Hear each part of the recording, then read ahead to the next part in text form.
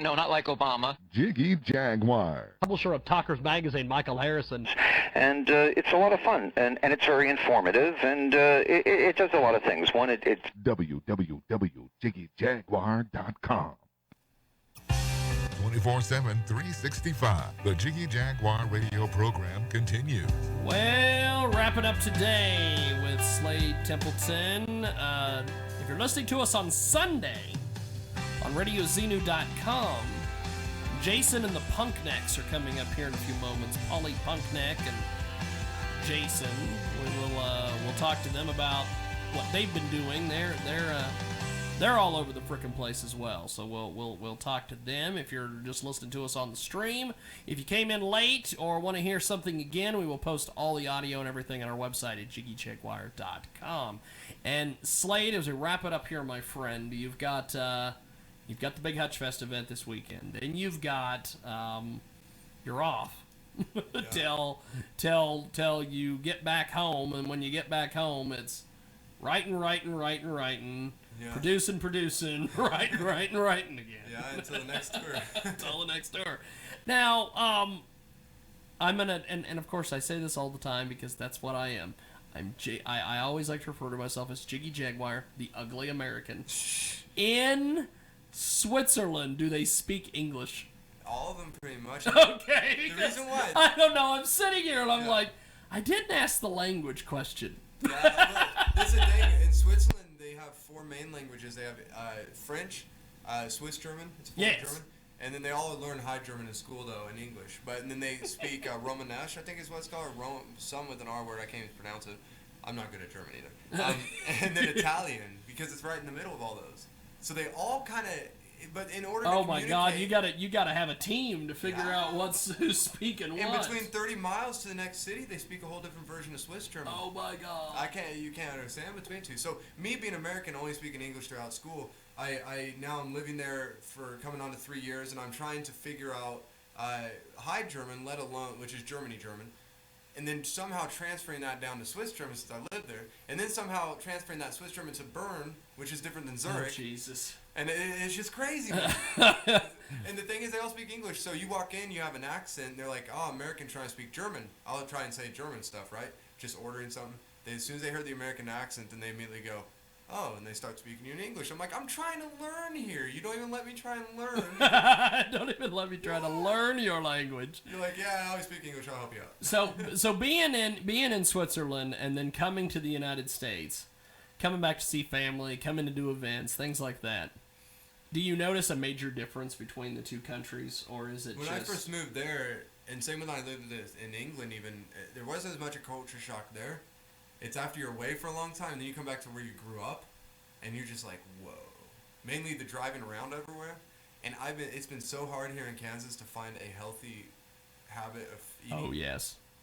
I mean, I can walk like a block away and get a nice croissant and salad in Switzerland. Yeah. Here, I would have to walk for 10 miles or 3 hours. You're not going to you might have an opportunity in Wichita at some point. Yes, yeah. Or a big city like New York. As far as Hutch or New York, you might have a shot at it, but yeah. No, big cities here you still can if you live in certain areas, but it's just Hutchinson's got some problems. It is, and we talked about it before we got on the air. And food is just another one of them. Yeah, just one of them. Just another of a list. Yes. Well, and for whatever reason here in Hutch, and I don't know why this is, because I lived here in 99 till about 2004, and then I moved to McPherson, then to Salina, then I came back. And I don't know what it is, but for whatever reason, right now, especially in this town, they love drinking. Really? What is that about? That's all I'm known for here. Okay, well maybe it's just a bit of tradition. Maybe you're just getting around with people now. I've been around different people. Because it's just like they love these pub crawls. Yeah. The city sponsors pub crawls. I didn't know they were doing that here. And I'm like, you gotta be out of your mind. They had the last year. 5 pubs. So it's the same crawl. Same crawl every time. Same crawl every time. They just have different themes. Last year they did a deal, the Smallville pub crawl, and it was for Smallville weekend, and everybody got Superman shirts, and they all went out drinking. And the Will Wheaton Project came to town and filmed a segment on the deal, and they put it out, and everybody was like, they're making us out to be a bunch of drunks. That's because that's what you are. It's the same route. It's Santa Fe 21 over here, and then you end up going to Carl's, you go to Click. It's the same route downtown all damn time. We used to make the same route every day. same places. That's how my childhood. My buddy A-Rock, Mr. Alex Cabal, who used to work at, or I think he still works at KSKU.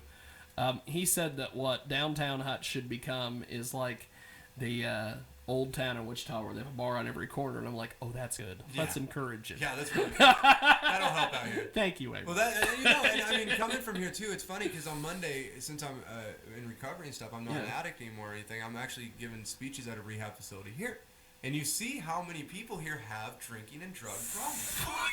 And I mean, I was bad from touring and everything, and I fell really heavy into addiction. And now I'm sober, and I do a lot of speeches out to people to show, if I can make it in this industry that I'm in, then you can make it. You can make it. You can make it. When we did Concerts for a Cause in McPherson, Kansas, we expanded this year and did season 1 down there. And we've got our stuff that we do here on Saturdays. We did those on Thursdays down there. Where we did them in the plaza in McPherson is right next to a drug and alcohol rehab place. And so all of them, during their breaks, they would come out and listen to the music. And then when it was over, they'd come across the street and buy a hot dog and hamburger. And it was always like, well, at least we've got a built-in fan base and customer base. And they need that, you know? Yes. They do. They need good, sober, fun things to do. And that's the problem with Hutchinson is there's not any. There's nothing. Have you seen the Hutch Mall?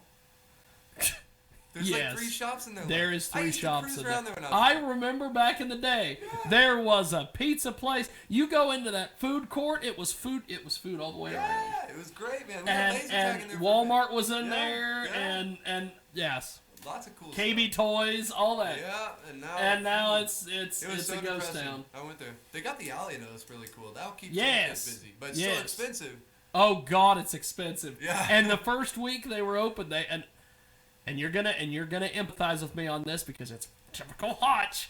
The first week they were open and they made a shit ton of money, and then the next week they're like, let's raise our prices. Oh, great idea. What? Great idea. Let's gouge people. This whole town is about gouging people, but we don't have enough time to get into that. Yeah. But at least you feel my pain, sir. Switzerland, oh, take me with you. I think all this will fit on the plane. Now, before we let you go, how do we connect with you online, get in touch with you, all these various things? A lot of people have me on my personal page, but I think it's full. But you can go to facebook.com/Slade_Templeton. That's my personal one, but I do a lot of my music stuff, kind of consolidate all there. Otherwise, there's Crying Vessel and Defunct with the exclamation mark, which is Defunct Music after facebook.com. Well, but yeah. It's good stuff. I appreciate it. You're the man. You're the man. Thank you for being on today. Yeah, thank you for having me. And we will try to meet back up with you November when you're coming back through. Yep. So shh, no one even knew I was coming back on tour then. Really? But it's okay. It's okay. Well, this is the first. The first I can time. do editing. No, you can keep it in. My manager might be upset, but it's okay. Leave it in. Okay, well, we're going to do this. We're going to take a time out, and we will come back. If you're on the stream listening to us, that's awesome. Keep listening. If you're listening to us on Radio Xenu, we've got Paulie and Jason from the Punk Necks coming up here.